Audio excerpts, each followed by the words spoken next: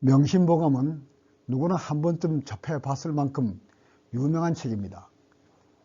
그러나 끝까지 읽어본 사람도 많지 않을 만큼 만만한 책도 아니지요. 흔히들 명심보감은 쉽다라고 말합니다.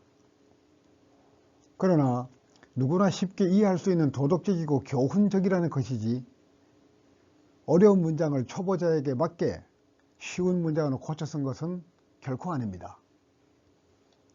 책을 지은 사람이 여기저기에서 필요한 문장을 발췌하여 거의 그대로 수록해 놓았기 때문에 설명 없이 한문 초보자가 읽기에 쉬운 일은 아닙니다. 옛날 우리 조상들은 책을 통째로 암기했지요. 그 과정에서 물리를 터득하였습니다만 현대에서는 그럴 수가 없습니다. 누군가 안내자가 필요합니다. 그래서 제가 그 안내자를 자처하고 나섰습니다. 만약 여러분들이 이 명심보감 강의를 끝까지 들으신다면 한문의 물리를 터득하는 데 큰 도움이 될 수 있을 뿐만 아니라 나도 명심보감을 원문으로 읽을 수 있다는 자부심을 느끼게 될 것입니다. 여러분들의 건투를 빕니다.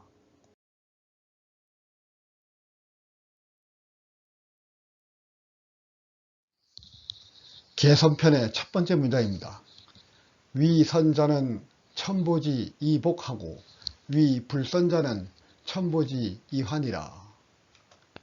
선을 행하는 자는 하늘이 그에게 복으로 보답하시고 불선을 행하는 자는 하늘이 그에게 재앙으로 갚아주신다. 아주 내용이 단순하고 문장이 어렵지 않습니다. 그리고 복잡한 글자도 없지요. 하지만 반드시 알고 가야 할 글자가 하나 있습니다. 이 착할 선자인데, 착할 선자는 살이 당연입니다. 일의 이치가 마땅히 그러해야 한다는 것이요. 예를 들어 보겠습니다. 학생이 공부를 열심히 한다. 이거는 일의 이치가 마땅히 그러해야 되는 것이요. 즉 선인 겁니다. 그런데 공부를 등한시하고 술이나 마시고 담배 피우면서 학생들이 해서는 안 될 짓을 한다. 이것은 일의 이치에 비추어 봤을 때 그렇게 해서는 안 되는 것이요. 그러니까 그게 바로 불선, 즉 악이 되는 겁니다. 그러면은 앞에 선을 실천한 학생은 나중에 졸업을 하게 되면 좋은 직장에 들어가서 높은 보수를 받고 행복한 삶을 살게 될 가능성이 높지요. 반면에 불선 또는 악을 실행한 학생들은 졸업하고 난 뒤에는 별로 좋아하지도 않은 직장에 들어가서 낮은 보수를 받으면서 그렇게 삶의 질이 떨어지는 생활을 할 수 있을 가능성이 높은 겁니다. 즉 재앙인 겁니다. 그리고 여기서 그 지자 있죠. 이 지자는 대명사입니다. 즉 앞에 있는 이 지자는 위선자를 가리키는 대명사이고 뒤에 있는 이 지자는 위불선자를 가리키는 대명사입니다.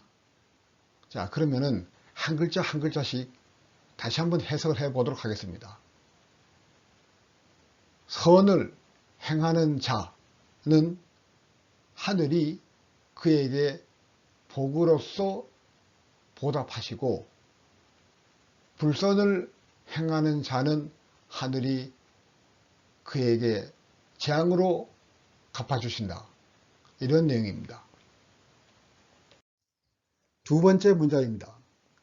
한소열이 장종의 칙후주월 무리 악소이 위지하고 무리 선소이 불이하라.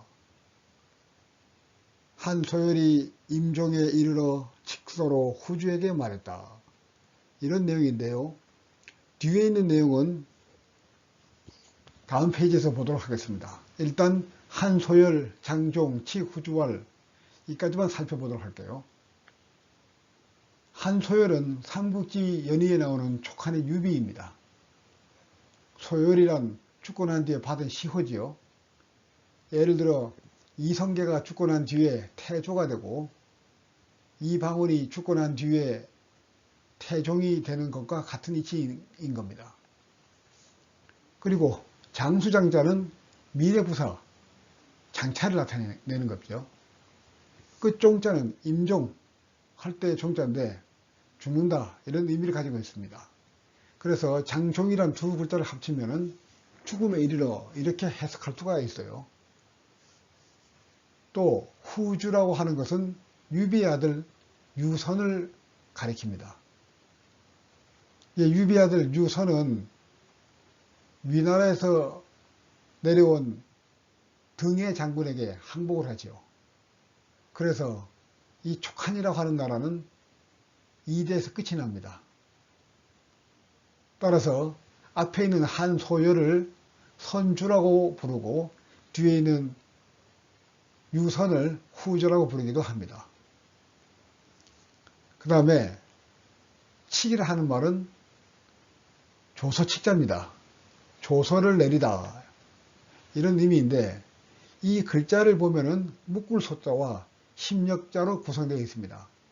아주 강한 구성력을 볼 수 있죠. 글자에서.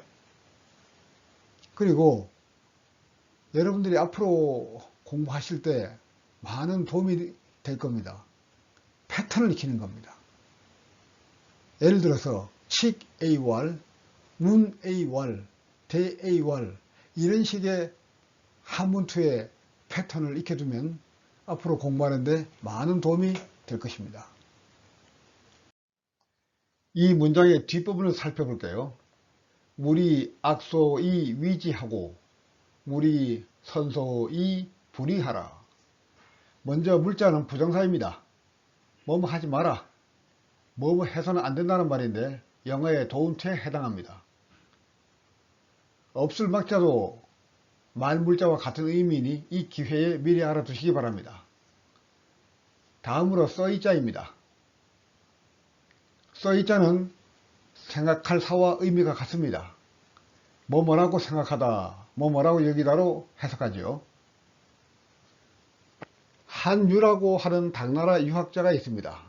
이 사람이 불교의 도입을 반대하는 표문을 올리는데 그 문장에 보기, 불자, 이 적지 일법냐 라고 하는 게 나옵니다. 엎드려 생각하건대 불교라는 것은 오랑캐들의 한 법에 지나지 않습니다. 이런 문장인데요. 여기에 써이자가 생각할 사로 사용되고 있습니다. 그리고 한문학자 원주영도 이 써이자를 생각할 사라고 풀이합니다. 또 접속사 이는 이 악소와 위지 그리고 이 선소와 불의를 연결해 주는 역할을 하고 있습니다. 또 갈지자는 악을 가리키는 대명사입니다. 전체를 다시 한번 해석해 보겠습니다. 한소열이 죽음에 이르러 후주에게 말했다. 악이 별것 아니라고 생각해서 그 악을 행해서는 안 되고 선이 대수롭지 않다고 해서 하지 않아서는 안 된다. 이런 내용입니다. 다음 문장입니다. 일일 불염선하면 제악이 개자기이니라. 단 하루라도 선을 생각하지 않으면 모든 악이 다 절로 일어난다. 문장이 쉽지요? 글자 2개 정도만 살펴볼게요. 이 생각할 염자는 이제 금자와 마음심으로 구성되어 있습니다. 지금 내 마음이 곧 생각이지요. 그리고 악할 악자는 버금자와 마음심으로 이루어져 있습니다. 선에 버금간다는 말은 곧 선이 아니라고 볼 수도 있는 겁니다. 네 번째 문장입니다. 견선 여갈하고 문학 여롱하라. 우월 선사는 수탐하고 악사는 망락하라. 선을 보거든 목마른 사람이 물을 찾듯이 하라. 또 말씀하셨다. 착한 일은 반드시 탐을 내고 악한 일은 즐기지 마라. 크게 해석하기 어려운 부분은 없는 것 같네요. 글자 몇 개 살펴보겠습니다. 같을 여자는 뭐뭐 같다이죠. 여의치 않다는 내 뜻과 같지 않다는 의미입니다. 용왕이 입에 물고 있는 구슬인 여의주는 용왕의 뜻대로 비를 내리고 바람을 불게 합니다. 그리고 여의봉은 내 뜻대로 늘어났다 줄었다 하는 손오공의 무기인 막대기이죠. 원하면 귓구멍 속에 들어갈 정도로 작아지고 반대로 하늘을 찌를 것처럼 커지기도 합니다. 귀머거리 롱자를 볼까요? 용용자가 소리를 나타내고 귀이가 뜻을 나타냅니다. 그리고 탐을 탐자는 길을 가다 지금 눈앞에 떨어진 5만원짜리 지폐를 봤을 때 그 기분을 상상하시면 됩니다. 업술막자는 말물자와 같은 역할을 합니다. 밑에 표에 의미 단위로 순서에 맞게 해석을 해 놓았으니 차근차근 해석해 보면 어렵지 않을 것입니다. 1강의 마지막 문장입니다. 종신행선이라도 선유 부족이요 일일 행악이라도 악자 유연이라. 죽을 때까지 선한 일을 행하여도 선은 그래도 부족하고 단 하루만 악한 일을 하더라도 악은 오히려 넘쳐나는 것이 있느니라. 앞에서부터 차례대로 해석을 해나가면 되는 아주 간단한 문장입니다. 마지막 구 악자 유어에서 스스로 자자는 도리어 오히려란 의미의 부사입니다. 사전에 나와 있는 예문을 한번 보세요. 불사량 자난망 생각하지 않으려 하니 도리어 잊기 어렵다. 확인되시죠? 한문 해석에는 원칙이 있습니다. 있는 글자 빼지 말고 없는 글자 넣지 말자. 강의를 다 듣고 난 뒤 다시 한번 원문만 보고 해석을 해 보시기 바랍니다. 모르는 게 있으면 강의를 다시 돌려보시고 그래도 이해가 안 되면 댓글로 질문을 하세요. 제가 성실하게 답변해 드리겠습니다. 그럼 다음 강의에서 뵙겠습니다.